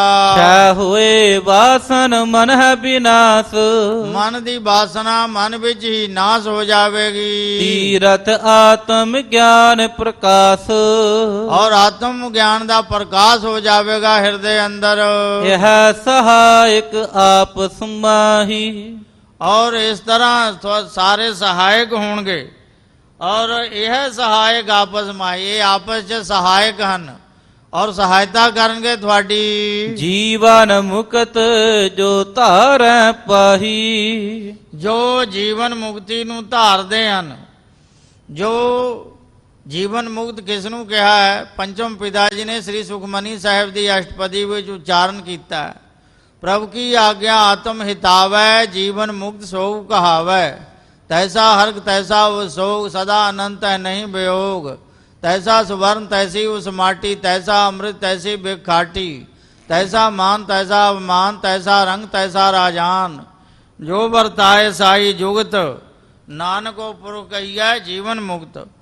ਸੋ ਉਹ ਪ੍ਰਾਣੀ ਜੀਵਨ ਮੁਕਤ ਹੁੰਦਾ ਹੈ। ਜਥਾ ਸਹੋ ਕੇ ਸੂਬੇ ਤੀਨ, ਜਿਵੇਂ ਕਿਸੇ ਬਾਦਸ਼ਾਹ ਦੇ 3 ਸੂਬੇਦਾਰ ਹੋਣ। ਤੀਨੋ ਥਲ ਕੋ ਪਠਵਨ ਕੀਨ, ਔਰ 3 ਸੂਬਿਆਂ ਵਿੱਚ ਤਿੰਨੇ ਸੂਬੇਦਾਰਾਂ ਨੂੰ ਭੇਜਣਾ ਕਰੇ। ਤਬ ਤਿਨ ਕੋ ਮਿਥਿਆ ਸਿੱਖਿਆ ਸਿਖਰਾਈ, ਉਸ ਵੇਲੇ ਬਾਦਸ਼ਾਹ ਭੇਜਣ ਲੱਗਿਆ ਸਿੱਖਿਆ ਸਿਖਾਉਂਦਾ ਤਿੰਨੇ ਸੂਬੇਦਾਰਾਂ ਨੂੰ। ਤੀਨੋ ਮਿਲਹੁ ਪਰਸਪਰ ਜਾਈ, ਪਰਸਪਰ ਆਪਸ 'ਚ ਮਿਲ ਕੇ ਤਿੰਨੇ ਜਾਣਾ ਕਰੋ। ਦੁਸ਼ਮਨ ਬਲੀ ਅਹ ਸਮੁਦਾਈ, ਔਰ ਸਾਰੇ ਦੁਸ਼ਮਣ ਬੜੇ ਬਲੀ ਹਨ, ਇਸ ਕਰਕੇ ਤੁਸੀਂ ਤਿੰਨੇ ਇਕੱਠੇ ਹੋ ਕੇ ਜਾਣਾ ਕਰੋ। ਪ੍ਰਥਮ ਸਿਰੰਦ ਕਰੋ ਤਕਰਾਈ, ਤੁਸੀਂ ਤਿੰਨੇ ਸੂਬੇਦਾਰ ਮਿਲ ਕੇ ਸਿਰੰਦ ਵਿੱਚ ਜਾ ਕੇ ਤਕਰਾਈ ਕਰੋ। ਹੁਣ ਤੀਨੋ ਲਵਪੁਰ ਕੋ ਸਾਧ, ਫਿਰ ਤਿੰਨੇ ਮਿਲ ਕਰਕੇ ਲਾਹੌਰ ਸ਼ਹਿਰ ਨੂੰ ਸਾਧਨਾ ਕਰੋ। ਤਸਕਰ ਦੁਸ਼ਟ ਲਿਹੋ ਸਭ ਬਾਂਧ, ਔਰ ਸਾਰੇ ਤਸਕਰ ਚੋਰਾਂ ਨੂੰ ਦੁਸ਼ਟਾਂ ਨੂੰ ਬੰਨ ਲਵੋ। ਹੁਣ ਤੀਨੋ ਕਸ਼ਮੀਰ ਸਿਧਾਵੋ, ਉਹਨਾਂ ਤੁਸੀਂ ਤਿੰਨੇ ਸੂਬੇਦਾਰ ਕਸ਼ਮੀਰ ਸੂਬੇ ਨੂੰ ਜਾਣਾ ਕਰੋ। ਇਸ ਕੋ ਸਾਧੋ ਆਪਣੇ ਬਣਾਵੋ, ਔਰ ਕਸ਼ਮੀਰ ਸ਼ਹਿਰ ਨੂੰ ਵੀ ਸਾਧਨਾ ਕਰੋ ਔਰ ਆਪਣਾ ਰਾਜ ਕਾਇਮ ਕਰੋ। ਹੁਣ ਤੀਨੋ ਗਮਨੋ ਹੋਏ ਜਦੇ, ਔਰ ਤੁਸੀਂ ਤਿੰਨੇ ਫਿਰ ਜੁਦੇ ਜੁਦੇ ਵੱਖਰੇ ਵੱਖਰੇ ਹੋ ਕੇ ਜਾਣਾ ਕਰੋ। ਤ੍ਰੈਪੁਰ ਕਰ ਹੈ ਰਾਜ ਸੁਭ ਤਦੇ, ਔਰ ਵੱਖਰਾ ਵੱਖਰਾ ਰਾਜ ਕਰਨਾ ਕਰੋ। 3 ਰਾਜਾਂ ਵਿੱਚ ਤੁਸੀਂ ਜਾ ਕਰਕੇ ਆਪੋ ਆਪਣਾ ਰਾਜ ਕਰੋ। ਜੁਦੇ ਜੁਦੇ ਜੇ ਪ੍ਰਥਮ ਸਿਧਾਰੋ, ਜੇ ਪਹਿਲਾਂ ਹੀ ਵੱਖਰੇ ਵੱਖਰੇ ਜਾਓਗੇ ਹੋਏ ਨਾ ਵਿਜੈ ਕਾਜ ਉਰ ਧਾਰੋ, ਹਿਰਦੇ ਵਿੱਚ ਇਹ ਗੱਲ ਪੱਕੀ ਧਾਰ ਲਓ, ਤੁਹਾਡੀ ਵਿਜੈ ਪ੍ਰਾਪਤ ਨਹੀਂ ਹੋਵੇਗੀ। ਜੇ ਕੱਲੇ ਕੱਲੇ ਜਾਓਗੇ ਵਿਜੈ ਪ੍ਰਾਪਤ ਨਹੀਂ ਹੋਵੇਗੀ। ਇਕੱਠੇ ਤੁਸੀਂ ਜਾਓਗੇ ਤੇ ਸਾਰੇ ਦੇਸ਼ਾਂ ਨੂੰ ਰਾਜਾਂ ਨੂੰ ਸਾਧ ਲਓਗੇ। ਫਿਰ ਤੁਸੀਂ ਆਪਣਾ ਵੱਖਰਾ ਰਾਜ ਕਰ ਸਕੋਗੇ। ਸੋ ਇਸ ਕਰਕੇ ਤੁਸੀਂ ਇਕੱਠੇ ਮਿਲ ਕੇ ਜਾਵੋ। ਤੀਨੋ ਮਿਲੇ ਕਰੋ ਸਭ ਕਾਰ, ਤਿੰਨੇ ਤੁਸੀਂ ਮਿਲ ਕਰਕੇ ਸਾਰੇ ਰਾਜ ਕਾਜ ਦੇ ਪ੍ਰਬੰਧ ਕਰੋ। ਲਖ ਇਹੋ ਤੀਨੋ ਤਿਸੀ ਪ੍ਰਕਾਰ, ਇਹ ਤਿਸੀ ਪ੍ਰਕਾਰ ਤਿੰਨਾਂ ਨੂੰ ਸਾਧਨਾ ਕਰੋ। ਤੁਸੀਂ ਵਾਸਨਾ ਨੂੰ ਨਾਸ਼ ਕਰੋ, ਮਨ ਨੂੰ ਮਾਰਨਾ ਕਰੋ, ਤੇ ਯਥਾਰਥ ਗਿਆਨ ਨੂੰ ਧਾਰਨਾ ਕਰੋ। ਨਿਰਪ ਅਗਿਆਨ ਜੇ ਚਮੂ ਵਿਕਾਰ, ਜੋ ਅਗਿਆਨ ਰੂਪੀ ਰਾਜੇ ਦੀਆਂ ਫੌਜਾਂ ਸੈਨਾ ਜੋ ਵਿਕਾਰਾਂ ਰੂਪੀ ਸੈਨਾ ਹਨ, ਸਭ ਥਲ ਲੀਨ ਗੁਣਨ ਬਿਦਾਰ, ਸਭ ਗੁਣਾਂ ਨੂੰ ਮਾਰ ਕਰਕੇ ਸਭ ਥਾਂ ਤੇ ਕਬਜ਼ਾ ਕਰ ਲਿਆ। ਜਿਵੇਂ ਸਿੱਖ ਪੰਥ ਦੇ ਮਹਾਨ ਵਿਦਵਾਨ ਪੰਡਿਤ ਗੁਲਾਬ ਸਿੰਘ ਜੀ ਨੇ ਪ੍ਰਬੋਧ ਚੰਦਰ ਨਾਟਕ ਗ੍ਰੰਥ ਦੀ ਰਚਨਾ ਕੀਤੀ ਹੈ। ਉਸ ਵਿੱਚ ਨਾਟਕ ਰੂਪੀ ਦੋ ਰਾਜਿਆਂ ਦਾ ਜੰਗ ਯੁੱਧ ਦਰਸਾਇਆ ਹੈ। ਜਿਵੇਂ ਰਾਜਿਆਂ ਦੇ ਪਾਸ ਸੈਨਾ ਹੁੰਦੀ ਹੈ, ਇੱਕ ਪਾਸੇ ਮੋਹ ਰੂਪੀ ਰਾਜਾ ਹੈ ਜਿਹਦੀ ਸੈਨਾ ਵਿੱਚ ਕਾਮ, ਕ੍ਰੋਧ, ਲੋਭ, ਹੰਕਾਰ, ਨਿੰਦਾ, ਚੁਗਲੀ, ਈਰਖਾ, ਵਖੀਲੀ ਇਹ ਸਾਰੀਆਂ ਫੌਜਾਂ ਹਨ। ਦੂਜੇ ਪਾਸੇ ਵਿਵੇਕ ਰਾਜਾ ਹੈ, ਉਹਦੀ ਸੈਨਾ ਵਿੱਚ ਸਤ, ਸੰਤੋਖ, ਵਿਚਾਰ, ਧੀਰਜ, ਧਰਮ, ਕਰੁਣਾ, ਮੈਤਰੀ, ਮੁਦਤਾ ਔਰ ਇਹ ਸਾਰੇ ਸ਼ੁਭ ਗੁਣ ਇਹ ਫੌਜਾਂ ਹਨ। ਦੋਹਾਂ ਦੀ ਲੜਾਈ ਹੁੰਦੀ ਹੈ। ਅਖੀਰ ਵਿਵੇਕ ਰਾਜੇ ਦੀ ਜਿੱਤ ਹੁੰਦੀ ਆ। ਮੋਹ ਰਾਜੇ ਦਾ ਸਿਰ ਵੱਢ ਲੈਂਦਾ ਹੈ ਔਰ ਸਾਰੀ ਸੈਨਾ ਨੂੰ ਮਾਰ ਕੇ ਪ੍ਰਾਪਤ ਕਰ ਦਿੰਦਾ ਹੈ। ਔਰ ਗਿਆਨ ਰਾਜੇ ਦੀ, ਵਿਵੇਕ ਰਾਜੇ ਦੀ ਜਿੱਤ ਹੁੰਦੀ ਹੈ। ਸੋ ਇਸ ਤਰ੍ਹਾਂ ਅਗਿਆਨ ਰੂਪ ਰਾਜੇ ਦੀਆਂ ਵਿਕਾਰਾਂ ਰੂਪ ਜੋ ਸੈਨਾ ਹਨ, ਉਹਨਾਂ ਨੂੰ ਸ਼ੁਭ ਗੁਣਾਂ ਦੇ ਨਾਲ ਮਾਰਨਾ ਕਰੀਏ। ਜਿਸ ਅਗਿਆਨ ਰੂਪੀ ਰਾਜੇ ਦੀ ਵਿਕਾਰਾਂ ਰੂਪੀ ਸੈਨਾ ਨੇ ਸ਼ੁਭ ਗੁਣਾਂ ਨੂੰ ਮਾਰ ਦਿੱਤਾ ਹੈ। ਖੈ ਵਾਸਨ ਅਰ ਮਨ ਕੋ ਨਾਸ, ਔਰ ਵਾਸਨਾ ਨੂੰ ਖੈ ਕਰਨਾ ਤੇ ਮਨ ਨੂੰ ਨਾਸ਼ ਕਰਨਾ। ਤਤ ਗਿਆਨ ਇਨ ਕਰ ਅਭਿਆਸ, ਤੇ ਯਥਾਰਥ ਗਿਆਨ ਨੂੰ ਹਿਰਦੇ ਵਿੱਚ ਧਾਰਨ ਦਾ ਅਭਿਆਸ ਕਰੋ। ਸਾਸ ਸਾਸ ਸਿਮਰੋ ਸਤਨਾਮ, ਸਵਾਸ ਸਵਾਸ ਸਤਨਾਮ ਵਾਹਿਗੁਰੂ ਦਾ ਸਿਮਰਨ ਕਰੋ। ਸ਼ਬਦ ਵਿਚਾਰ ਗੁਰੂ, ਸ਼ਬਦ ਵਿਚਾਰ ਲਹੋ ਬਿਸਰਾਮ, ਔਰ ਵਿਸਰਾਮ ਵਿੱਚ ਸਥਿਤ ਹੋ ਕਰਕੇ ਗੁਰ ਸ਼ਬਦ ਦੀ ਵਿਚਾਰ ਕਰੋ, ਗੁਰਬਾਣੀ ਦੀ ਵਿਚਾਰ ਕਰੋ। ਬਾਣੀ ਬਿਰਲੋ ਵਿਚਾਰ ਸੀ ਜੇ ਕੋ ਗੁਰਮੁਖ ਹੋਏ, ਇਹ ਬਾਣੀ ਮਹਾਪੁਰਖ ਕੀ ਨਿਜ ਘਰ ਵਾਸਾ ਹੋਏ। ਸੁਨ ਸਗਰੇ ਮਨ ਆਨੰਦ ਪਾਏ, ਫਿਰ ਸਾਰੇ ਹੀ ਸੁਣ ਕਰਕੇ ਸਾਰਿਆਂ ਨੇ ਮਨ ਵਿੱਚ ਆਨੰਦ ਪਾਇਆ। ਤਿਮ ਕੀ ਨਸ ਜਿਮ ਗੁਰੂ ਬਤਾਏ, ਉਵੇਂ ਕਰਨ ਲੱਗੇ ਜਿਵੇਂ ਗੁਰੂ ਸਾਹਿਬ ਜੀ ਨੇ ਉਪਦੇਸ਼ ਦਿੱਤਾ ਸੀ। ਜੈਤ ਸਿੰਗਾਰੂ ਜੁਗ ਸਿੱਖ ਭਾਰੀ, ਜੈ ਤੇ ਸਿੰਗਾਰੂ ਨਾਵੇਂ ਭਾਰੀ ਸਿੱਖ, ਜੋਧਾ ਬੜੇ ਨਿਰਭੈ ਉਪਕਾਰੀ, ਔਰ ਇਹ ਵੱਡੇ ਹੀ ਨਿਰਭੈ ਜੋਧੇ ਸਨ, ਉਪਕਾਰੀ। ਸ੍ਰੀ ਅਰਜਨ ਤਿਨ ਸੰਗ ਉਚਾਰਾ, ਇਹਨਾਂ ਦੇ ਤਾਈ ਗੁਰੂ ਅਰਜਨ ਦੇਵ ਪਾਤਸ਼ਾਹ ਜੀ ਨੇ ਇਉਂ ਉਚਾਰਨ ਕੀਤਾ। ਹਮ ਸਰੂਪ ਜੋ ਖਸ਼ਟਮ ਧਾਰਾ, ਅਸਾਂ ਨੇ ਜੋ ਛੇਵਾਂ ਸਰੂਪ ਧਾਰਿਆ ਹੈ। ਧਰੈ ਸ਼ਸਤਰ ਦੇ ਦੁਸ਼ਟਨ ਦੰਡ, ਸ਼ਸਤਰ ਧਾਰ ਕੇ ਦੁਸ਼ਟਾਂ ਨੂੰ ਅਸੀਂ ਦੰਡ ਦਿਆਂਗੇ। ਕਰੈ ਤੁਰਕ ਗਨ ਕੋ ਖੰਡ ਖੰਡ, ਦੁਸ਼ਟਾਂ ਨੂੰ ਖੰਡ ਖੰਡ ਟੁਕੜੇ ਟੁਕੜੇ ਕਰਾਂਗੇ ਸ਼ਸਤਰ ਫੜ ਕੇ। ਆਯੁਧ ਵਿਦਿਆ ਕਰ ਅਭਿਆਸ, ਆਯੁਧ ਵਿਦਿਆ ਸ਼ਸਤਰ ਵਿਦਿਆ ਦਾ ਅਭਿਆਸ ਆਪ ਕਰਾਂਗੇ ਤੇ ਸਿੱਖਾਂ ਪਾਸੋਂ ਕਰਾਵਾਂਗੇ। ਮੀਰਨ ਕੀ ਮੀਰੀ ਲੈ ਪਾਸ, ਔਰ ਮੀਰਾਂ ਦੀ ਮੀਰੀ ਅਸੀਂ ਖੋਹ ਲਵਾਂਗੇ। ਸ਼ਬਦ ਪ੍ਰੀਤ ਕਰ ਚਿਤ ਇਮ ਦੇ, ਔਰ ਗੁਰ ਸ਼ਬਦ ਦੀ ਪ੍ਰੀਤੀ ਵਿੱਚ ਚਿਤ ਦੇ ਕਰਕੇ ਪੀਰਨ ਕੀ ਪੀਰੀ ਹਰ ਲੈ, ਔਰ ਪੀਰਾਂ ਦੀ ਪੀਰੀ ਵੀ ਹਰ ਲਵਾਂਗੇ। ਧੰਨ ਸਤਿਗੁਰੂ ਹਰਗੋਬਿੰਦ ਸਾਹਿਬ ਜੀ ਮਹਾਰਾਜ, ਦਲ ਪੰਜਨ ਗੁਰ ਸੂਰਮਾ ਬੜ ਜੋਧਾ ਬਹੁ ਪਰਉਪਕਾਰੀ, ਜਿਨ ਜੋ ਮੇਰੀ ਪੀਰੀ ਦੀਆਂ ਦੋ ਤਲਵਾਰਾਂ ਧਾਰਨ ਕੀਤੀਆਂ ਔਰ 4 ਜੰਗ ਕੀਤੇ। 6ਵੇਂ ਸਰੂਪ ਵਿੱਚ 5 ਪਾਤਸ਼ਾਹੀਆਂ ਤੱਕ ਸ਼ਾਂਤੀ ਦਾ ਉਪਦੇਸ਼ ਦਿੰਦੇ ਰਹੇ, ਪਰ ਦੁਸ਼ਟਾਂ ਦੀ ਦੁਸ਼ਟਤਾਈ ਵੱਧਦੀ ਗਈ। ਸੋਚਿਆ ਇਹ ਸ਼ਾਂਤੀ ਦੇ ਨਾਲ, ਇਹ ਸੁਧਰਨ ਵਾਲੇ ਨਹੀਂ ਹਨ। ਇਸ ਕਰਕੇ ਸ਼ਸਤਰ ਪ੍ਰਤੱਖ ਖੰਡਾ ਫੜਨਾ ਜ਼ਰੂਰੀ ਹੈ। ਪਹਿਲਾਂ ਸ਼ਬਦ ਰੂਪੀ ਖੰਡੇ ਦੇ ਨਾਲ ਸਾਰਿਆਂ ਨੂੰ ਸੋਧਦੇ ਰਹੇ, ਸਮਝਾਉਂਦੇ ਰਹੇ, ਫਿਰ ਪ੍ਰਤੱਖ ਖੰਡਾ ਛੇਵੇਂ ਸਰੂਪ ਵਿੱਚ ਧਾਰਨ ਕੀਤਾ। ਗੁਰੂ ਸਾਹਿਬ ਜੀ ਭਵਿੱਖ ਬਾਣੀ ਦੱਸ ਰਹੇ ਹਨ ਪੰਚਮ ਪਿਤਾ ਜੀ ਸਿੱਖਾਂ ਨੂੰ। ਜਿਸ ਵੇਲੇ ਭਾਈ ਕਲਿਆਣਾ ਸਿੱਖ ਨੇ ਬੇਨਤੀ ਕੀਤੀ, ਮਹਾਰਾਜ ਅਸੀਂ ਤਾਂ ਸੂਰਬੀਰ ਹਾਂ, ਸਾਨੂੰ ਵੀਰ ਰਸ ਦਾ ਉਪਦੇਸ਼ ਦਿਓ।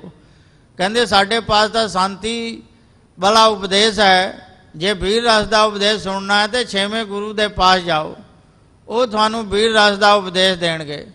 ਸੋ ਗੁਰੂ ਸਾਹਿਬ ਜੀ ਕਹਿ ਰਹੇ ਹਨ ਜਦੋਂ ਛੇਵਾਂ ਸਰੂਪ ਅਸੀਂ ਧਾਰਨ ਕਰਾਂਗੇ, ਖੰਡਾ ਫੜ ਕੇ ਦੁਸ਼ਟਾਂ ਨੂੰ ਸੋਧਾਂਗੇ, ਜ਼ਾਲਮਾਂ ਦਾ ਵਿਨਾਸ਼ ਕਰਾਂਗੇ। ਨਿਰਭਕੋ ਲਵਣ ਖਾਤ ਹੈ ਜੋਏ, ਜੋ ਰਾਜੇ ਦਾ ਲੂਣ ਖਾਂਦਾ ਹੈ ਨਿਜ ਸਰੀਰ ਕੋ ਅਰਪਹਿ ਸੋਏ। ਉਹ ਆਪਣਾ ਸਰੀਰ ਰਾਜੇ ਨੂੰ ਸੌਂਪ ਦਿੰਦਾ ਹੈ। ਜਿਸ ਦਾ ਲੂਣ ਖਾਂਦਾ ਹੈ ਉਹ ਨਮਕ ਹਲਾਲੀ ਕਰਦਾ ਹੈ, ਨਮਕ ਹਰਾਮੀ ਨਹੀਂ ਕਰਦਾ। ਉਹ ਵਫਾਦਾਰ ਹੁੰਦਾ ਹੈ ਆਪਣੇ ਮਾਲਕ ਦੇ ਪ੍ਰਤੀ। ਹਾਲਤ ਪੁਲਤ ਮੈਂ ਹਮ ਸੁਖ ਦੇ ਹੈ, ਅਸੀਂ ਲੋਕ ਪਰਲੋਕ ਵਿੱਚ ਤੁਹਾਨੂੰ ਸੁਖ ਦੇਵਾਂਗੇ। ਇਹਾਂ ਭੁਗਤ ਉਤ ਮੁਕਤੀ ਪੈ ਹੈ, ਔਰ ਇੱਥੇ ਭੁਗਤੀ ਤੇ ਪਰਲੋਕ ਵਿੱਚ ਮੁਕਤੀ ਪਾਵੋਗੇ। ਮਹਾ ਘੋਰ ਕਲ ਯੁਗ ਕੋ ਕਾਲ। ਗੁਰੂ ਸਾਹਿਬ ਜੀ ਕਹਿ ਰਹੇ ਹਨ ਕਿ ਕਲਯੁਗ ਦਾ ਬੜਾ ਭਿਆਨਕ ਸਮਾਂ ਆਉਣ ਵਾਲਾ ਹੈ। ਨਿਜ ਸਿੱਖਨ ਹਮ ਲੇਹ ਸੰਭਾਲ। ਅਸੀਂ ਕਲਯੁਗੀ ਜੀਵਾਂ ਨੂੰ ਕਲਯੁਗ ਦੇ ਭਿਆਨਕ ਸਮੇਂ ਵਿੱਚ ਆਪਣੇ ਸਿੱਖਾਂ ਦੀ ਸਾਰ ਸੰਭਾਲ ਕਰਾਂਗੇ। ਤੁਮ ਅਬ ਹਰ ਗੋਬਿੰਦ ਟਿਕ ਰਹੀਏ, ਤੁਸੀਂ ਸਾਰੇ ਮਿਲ ਕੇ ਔਰ ਛੇਵੇਂ ਗੁਰੂ ਹਰਗੋਬਿੰਦ ਸਾਹਿਬ ਜੀ ਦੇ ਪਾਸ ਰਹਿਣਾ ਕਰੋ। ਆਗਿਆ ਮਾਨ ਸਰਬ ਸੁਖ ਲਹੀਏ, ਉਹਨਾਂ ਦੀ ਆਗਿਆ ਮੰਨ ਕੇ ਸਾਰੇ ਸੁਖ ਲੈਣਾ ਕਰੋ। ਤਿਨ ਕੇ ਸੰਗ ਯੁੱਧ ਕੋ ਕਰ ਕੈ। ਔਰ ਇਸ ਤਰ੍ਹਾਂ ਸਾਰਿਆਂ ਨੂੰ ਉਪਦੇਸ਼ ਦੇ ਕੇ ਸਿੱਖਾਂ ਨੂੰ ਗੁਰੂ ਹਰਗੋਬਿੰਦ ਸਾਹਿਬ ਜੀ ਦੇ ਪਾਸ ਭੇਜਿਆ ਕਿ ਤੁਸੀਂ ਉੱਥੇ ਰਹਿਣਾ ਕਰੋ। ਤੁਰ ਕਣ ਹੁਤੋ ਸਸਤਰ ਕਰ ਧਰ ਕੈ। ਸ਼ਸਤਰ ਫੜ ਕੇ ਗੁਰੂ ਸਾਹਿਬ ਜੀ ਦੀ ਆਗਿਆ ਅਨੁਸਾਰ ਤੁਰਕਾਂ ਦੇ ਨਾਲ ਜੰਗ ਕਰੋ, ਤੁਰਕਾਂ ਨੂੰ ਸੋਧਣਾ ਕਰੋ। ਹਾਥ ਜੋਰ ਸੋ ਮਾਨਤ ਭਏ, ਸਾਰੇ ਸਿੱਖਾਂ ਨੇ ਹੱਥ ਜੋੜ ਕੇ ਗੁਰੂ ਦਾ ਹੁਕਮ ਮੰਨਿਆ। ਸ੍ਰੀ ਹਰਿ ਗੋਬਿੰਦ ਟਿਕ ਚਲ ਗਏ, ਗੁਰੂ ਹਰਗੋਬਿੰਦ ਸਾਹਿਬ ਮਹਾਰਾਜ ਜੀ ਦੇ ਕੋਲ ਚਲੇ ਗਏ। ਰਹੇ ਸਮੀਪ ਸ਼ਸਤਰ ਤਰ ਸੂਰੇ। ਸ਼ਸਤਰ ਧਾਰੀ ਹੋ ਕੇ ਸੂਰਮੇ ਗੁਰੂ ਹਰਗੋਬਿੰਦ ਸਾਹਿਬ ਮਹਾਰਾਜ ਜੀ ਦੇ ਕੋਲ ਰਹਿਣ ਲੱਗ ਪਏ। ਜਿਸ ਵੇਲੇ ਪੰਚਮ ਪਿਤਾ ਜੀ ਜੋਤੀ ਜੋਤ ਸਮਾਏ ਹਨ, ਉਸ ਵੇਲੇ ਛੇਵੇਂ ਪਾਤਸ਼ਾਹ ਜੀ ਨੇ ਅਕਾਲ ਬੁੰਗਾ ਰਚਿਆ, ਜੋ ਅਕਾਲ ਤਖਤ ਹੈ। ਪਹਿਲਾ ਨਾਮ ਅਕਾਲ ਬੁੰਗਾ ਸੀ। ਉੱਥੇ ਹੁਕਮਨਾਮਾ ਭੇਜਿਆ ਸਾਰੇ ਦੇਸ਼ਾਂ ਵਿਦੇਸ਼ਾਂ ਵਿੱਚ, ਜੋ ਵੀ ਗੁਰੂ ਦਾ ਸਿੱਖ ਹੈ ਉਹ ਚੰਗੀ ਨਸਲ ਦੇ ਘੋੜੇ ਤੇ ਚੰਗੇ ਹਥਿਆਰ ਲੈ ਕੇ ਜੋ ਆਵੇਗਾ, ਉਸ ਦੇ ਉੱਪਰ ਸਾਡੀ ਵਿਸ਼ੇਸ਼ ਕਿਰਪਾ ਹੋਵੇਗੀ। ਤੇ ਜਿਨ੍ਹਾਂ ਨੇ ਹੁਕਮ ਸੁਣਿਆ ਉਹ ਘੋੜੇ ਅਤੇ ਹਥਿਆਰ ਲੈ ਕੇ ਆਏ, ਉਹਨਾਂ ਦੇ ਉੱਪਰ ਕਿਰਪਾ ਹੋਈ। ਜਿਹੜੇ ਅੰਨ ਦਾਨ ਵਸਤਰ ਲੈ ਕੇ ਆਏ, ਖੁਸ਼ੀ ਤਾਂ ਉਹਨਾਂ ਦੇ ਉੱਪਰ ਵੀ ਹੋਈ, ਪਰ ਜੋ ਹਥਿਆਰ ਤੇ ਘੋੜੇ ਲੈ ਕੇ ਆਏ, ਵਿਸ਼ੇਸ਼ ਕਿਰਪਾ ਉਹਨਾਂ ਦੇ ਉੱਪਰ ਹੋਈ। ਸੋ ਇਸ ਤਰ੍ਹਾਂ ਗੁਰੂ ਹਰਗੋਬਿੰਦ ਸਾਹਿਬ ਮਹਾਰਾਜ ਜੀ ਦੇ ਪਾਸ ਜਿਹੜਾ ਵੀ ਸਿੱਖ ਆਉਂਦਾ ਉਹ ਸ਼ਸਤਰ ਅਤੇ ਘੋੜੇ ਲੈ ਕੇ ਆਉਂਦਾ ਸੀ। ਵਿਦਿਆ ਅਭਿਆਸ ਹੈ ਗੁਰ ਪੂਰੇ, ਪੂਰੇ ਗੁਰੂ ਜੀ ਨੇ ਤੇ ਸ਼ਸਤਰ ਵਿਦਿਆ ਦਾ ਅਭਿਆਸ ਆਪ ਕਰਦੇ ਤੇ ਕਰਾਉਂਦੇ। ਕਿਤਕ ਕਾਲ ਬੀਤੇ ਉਹ ਟਿਕ ਰਹੇ, ਕਿਤਨਾ ਸਮਾਂ ਜਦੋਂ ਗੁਰੂ ਦੀ ਹਜ਼ੂਰੀ ਵਿੱਚ ਰਹਿੰਦਿਆਂ ਬਤੀਤ ਹੋ ਗਏ। ਲੈ ਪ੍ਰਵਾਨਗੀ ਗੁਰ ਕੇ ਕਹੇ, ਸਤਿਗੁਰੂ ਹਰਗੋਬਿੰਦ ਸਾਹਿਬ ਮਹਾਰਾਜ ਜੀ ਤੋਂ ਆਗਿਆ ਲੈ ਕੇ ਪ੍ਰਵਾਨਗੀ ਲੈ ਕੇ ਵਿਦਾ ਹੋਏ। ਆਪਣੇ ਸਦਨ ਰਹੇ ਦੋਏ ਮਾਸ, ਆਪਣੇ ਘਰਾਂ ਵਿੱਚ ਜਾ ਕੇ 2 ਮਹੀਨੇ ਰਹੇ। ਇੱਕ ਜੋਗੀ ਮਿਲ ਕਰ ਤਿਨ ਪਾਸ, ਔਰ ਇੱਕ ਜੋਗੀ ਤਿੰਨਾਂ ਦੇ ਪਾਸ ਮਿਲ ਕਰਕੇ ਭਇਓ ਪ੍ਰਸੰਨ ਰਸਾਇਣ ਦੀਨ। ਪ੍ਰਸੰਨ ਹੋ ਕੇ ਉਸਨੇ ਇੱਕ ਰਸਾਇਣ ਦਿੱਤੀ। ਇੱਕ ਬਿਲ ਭਰਿਓ ਹਰਖ ਕਰ ਲੀਨ, ਇੱਕ ਬਿਲ ਖੁਸ਼ ਹੋ ਕਰਕੇ ਦੇਣਾ ਕੀਤਾ। ਸੋ ਵਿਚਾਰ ਕਰ ਢਿਗ ਲੈ ਆਏ, ਉਹ ਵਿਚਾਰ ਕਰਕੇ ਗੁਰੂ ਹਰਗੋਬਿੰਦ ਸਾਹਿਬ ਮਹਾਰਾਜ ਕੋਲ ਸਿੱਖ ਲੈ ਕੇ ਆਏ। ਗੁਰਖ ਅਸ਼ਟਮ ਕੋ ਸੋ ਅਰ ਪਾਏ, ਗੁਰੂ ਸਾਹਿਬ ਜੀ ਦੇ ਪਾਸ ਆ ਕੇ ਅਰਪਣ ਕੀਤਾ। ਲਗੇ ਸੁਨਾਵਨ ਗੁਣ ਇਹ ਭਾਰੇ, ਔਰ ਉਸ ਬਿਲ ਦਾ ਬਹੁਤ ਭਾਰਾ ਗੁਣ ਸੁਣਾਉਣਾ ਕੀਤਾ। ਦਇਓ ਸਿੱਖ ਨੇ ਭਾਰਤ ਸਾਰੇ, ਔਰ ਭਾਰਤ ਮਾਰਿਆ ਹੋਇਆ ਇਹ ਮਾਰਿਆ ਹੋਇਆ ਪਾਰਾ ਦਿੱਤਾ।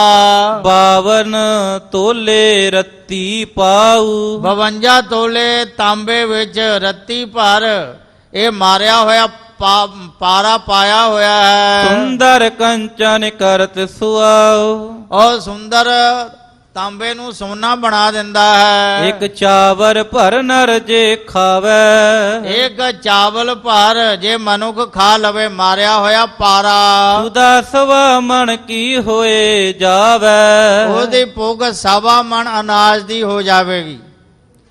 ਜੋ ਇੱਕ ਚਾਵਲ ਭਰ ਮਾਰਿਆ ਹੋਇਆ ਪਾਰਾ ਖਾ ਲਵੇਗਾ 1.25 ਮਣ ਅਨਾਜ ਦੀ ਭੁੱਖ ਉਸ ਨੂੰ ਲੱਗੇਗੀ। ਗਜ ਸਮ ਬਲ ਕੋ ਧਾਰਨ ਕਰੇ ਹਾਥੀ ਦੇ ਸਮਾਨ ਬਲ ਧਾਰਨਾ ਕਰੇਗਾ। ਰੋਗ ਸਰਬ ਤਨ ਕੇ ਪਰ ਹਰੇ ਉਹਦੇ ਸਰੀਰ ਦੇ ਸਾਰੇ ਰੋਗ ਦੂਰ ਹੋ ਜਾਣਗੇ। ਸ੍ਰੀ ਹਰਿ ਗੋਬਿੰਦ ਉਚਰਿਓ ਤਿਨ ਕੋ ਗੁਰੂ ਹਰਗੋਬਿੰਦ ਸਾਹਿਬ ਮਹਾਰਾਜ ਜੀ ਨੇ ਉਹਨਾਂ ਸਿੱਖਾਂ ਨੂੰ ਇਉਂ ਉਚਾਰਨ ਕੀਤਾ ਜਿਨ ਮਾਰਿਓ ਪਾਰਤ ਸਮ ਮਨ ਕੋ ਜਿਸ ਨੇ ਪਾਰੇ ਦੇ ਸਮਾਨ ਆਪਣੇ ਮਨ ਨੂੰ ਮਾਰਿਆ। ਪਾਰੇ ਨੂੰ ਮਾਰਨਾ ਤਾਂ ਆਸਾਨ ਹੈ, ਮਨ ਨੂੰ ਮਾਰਨਾ ਬੜਾ ਕਠਿਨ ਹੈ। ਮਨ ਅਤੇ ਪਾਰਾ ਇਹ ਦੋਨਾਂ ਦਾ ਸੁਭਾਅ ਇੱਕ ਜੈਸਾ ਹੈ। ਜਿਵੇਂ ਪਾਰਾ ਹੱਥ ਤੇ ਨਹੀਂ ਟਿਕਦਾ ਇਸੇ ਤਰ੍ਹਾਂ ਮਨ ਵੀ ਨਹੀਂ ਟਿਕਦਾ। ਪਰ ਪਾਰੇ ਨੂੰ ਮਾਰਨਾ ਤਾਂ ਆਸਾਨ ਹੈ, ਮਨ ਨੂੰ ਮਾਰਨਾ ਬੜਾ ਮੁਸ਼ਕਿਲ ਹੈ। ਮਨ ਮਾਰੇ ਬਿਨ ਭਗਤ ਨਾ ਹੋਈ, ਮਨ ਨੂੰ ਮਾਰੇ ਤੋਂ ਬਿਨਾ ਭਗਤੀ ਨਹੀਂ ਹੁੰਦੀ। ਮਨ ਕਿਵੇਂ ਬਸ ਆਉਂਦਾ? ਮਨ ਬਸ ਆਵੇ ਨਾਨਕਾ ਜੇ ਪੂਰਨ ਕਿਰਪਾ ਹੋਵੇ, ਪੂਰੇ ਗੁਰਾਂ ਦੀ ਕਿਰਪਾ ਹੋਵੇ ਤਾਂ ਹੀ ਮਨ ਬਸ ਵਿੱਚ ਆਉਂਦਾ। ਗੁਰੂ ਸਾਹਿਬ ਜੀ ਫਰਮਾਉਂਦੇ ਜਿਨ੍ਹਾਂ ਨੇ ਪਾਰੇ ਦੇ ਸਮਾਨ ਆਪਣੇ ਮਨ ਨੂੰ ਮਾਰਿਆ ਹੈ ਪਾਰੇ ਸਾਥ ਨਾ ਸੋਹਿਤ ਧਰਤ ਉਹ ਇਸ ਪਾਰੇ ਦੇ ਨਾਲ ਪ੍ਰੇਮ ਨਹੀਂ ਧਾਰਦਾ। ਇਹ ਤਾਂ ਤੁੱਛ ਹੈ। ਜਿਸ ਨੇ ਮਨ ਨੂੰ ਮਾਰ ਲਿਆ ਉਹ ਸਭ ਤੋਂ ਉੱਤਮ ਹੈ। ਜੋ ਤਾਂਬੇ ਤੇ ਕੰਚਨ ਕਰਤ ਉਹ ਤਾਂਬੇ ਤੋਂ ਸੋਨਾ ਬਣਾ ਦਿੰਦਾ ਹੈ। ਜਿਵੇਂ ਪਾਰਸ ਤਾਂਬੇ ਨੂੰ ਅਸ਼ਟ ਧਾਤਾਂ ਨੂੰ ਸੋਨਾ ਬਣਾ ਦਿੰਦਾ, ਪਰ ਆਪਣੇ ਜੈਸਾ ਪਾਰਸ ਨਹੀਂ ਬਣਾ ਸਕਦਾ। ਪਰ ਗੁਰੂ ਸਾਹਿਬ ਜੀ ਆਪਣੇ ਜੈਸਾ ਗੁਰੂ ਬਣਾ ਦਿੰਦੇ ਹਨ। ਸੰਤ ਆਪਣੇ ਜੈਸਾ ਸੰਤ ਬਣਾ ਦਿੰਦੇ ਹਨ। ਪਾਰਸ ਮੈਂ ਔਰ ਸੰਤ ਮੈਂ ਵੱਡੋ ਅੰਤਰੋ ਜਾਨ ਵਹ ਲੋਹਾ ਕੰਚਨ ਕਰੈ ਵਹ ਕਰੈ ਆਪ ਸਮਾਨ। ਸੰਤ ਅਤੇ ਗੁਰੂ ਆਪਣੇ ਸਮਾਨ ਕਰ ਦਿੰਦੇ ਹਨ। ਇਹ ਵਿਸ਼ੇਸ਼ਤਾ ਹੈ ਪਾਰੇ ਅਤੇ ਪਾਰਸ ਨਾਲੋਂ। ਮਨ ਮਾਰੇ ਗੁਣ ਪਾਏ ਅਨੂਪ ਜਿਸ ਨੇ ਮਨ ਨੂੰ ਮਾਰਿਆ ਉਹ ਉਪਮਾ ਤੋਂ ਰਹਿਤ ਅਨੇਕਾਂ ਹੀ ਗੁਣ ਪਾ ਲੈਂਦਾ ਹੈ। ਜੀਵ ਬਣੈ ਪਰਮੇਸ਼ਰ ਰੂਪ ਉਹ ਜੀਵ ਪਰਮੇਸ਼ਰ ਰੂਪ ਹੋ ਜਾਂਦਾ ਹੈ। ਤਉ ਕਾਮਨਾ ਪੂਰਹਿ ਤੁਮਾਰੀ ਐ ਸਿੱਖੋ ਫਿਰ ਵੀ ਤੁਹਾਡੀ ਕਾਮਨਾ ਪੂਰੀ ਕਰਦੇ ਹਾਂ। ਇੱਕ ਚਾਵਰ ਭਰ ਵਹਿਰ ਨਿਕਾਰੀ ਔਰ ਇੱਕ ਚਾਵਰ ਪਰ ਬਾਹਰ ਕੱਢਿਆ। ਅੰਤ ਸਮੀਪ ਆਪਣੇ ਕਰ ਲੀਨ ਔਰ ਅੰਤ ਸਮੇਂ ਆਪਣੇ ਕੋਲ ਸਮੀਪ ਮੁਕਤੀ ਪ੍ਰਦਾਨ ਕੀਤਾ। ਬਖਸ਼ੀ ਸਕਤ ਮਹਾਬਲ ਕੀਨ ਔਰ ਸਾਰੀਆਂ ਸ਼ਕਤੀਆਂ ਬਖਸ਼ਿਸ਼ ਕੀਤੀਆਂ ਆਪਣੇ ਸਿੱਖਾਂ ਨੂੰ ਗੁਰੂ ਹਰਗੋਬਿੰਦ ਸਾਹਿਬ ਮਹਾਰਾਜ ਜੀ ਨੇ। ਪਰੇ ਜਹਾਂ ਤੁਰਕਨ ਸੰਗਰਾਮ ਔਰ ਜਿੱਥੇ ਤੁਰਕਾਂ ਦੇ ਨਾਲ ਸੰਗਰਾਮ ਜੰਗ ਯੁੱਧ ਹੋਇਆ ਤਹ ਤੈ ਕਰੇ ਬੜੇ ਤਿਨ ਕਾਮੂ ਇਹ ਸਾਰੇ ਸਿੱਖ ਸ਼ਸਤਰਧਾਰੀ ਸੂਰਬੀਰ ਗੁਰੂ ਸਾਹਿਬ ਜੀ ਦੀ ਆਗਿਆ ਅਨੁਸਾਰ ਤੁਰਕਾਂ ਦੇ ਨਾਲ ਜੰਗ ਯੁੱਧ ਕਰਦੇ ਰਹੇ। ਜਿੱਥੇ ਜਿੱਥੇ ਜੰਗ ਯੁੱਧ ਹੋਇਆ ਇਹ ਸਾਰੇ ਸ਼ਸਤਰਧਾਰੀ ਸਿੱਖਾਂ ਨੇ ਵੀ ਜੰਗ ਯੁੱਧ ਵਿੱਚ ਹਿੱਸਾ ਲਿਆ। ਸੋ ਸਾਧ ਸੰਗਤ ਜੀ ਇੱਥੇ ਸਮਾਂ ਸਮਾਪਤ ਹੈ।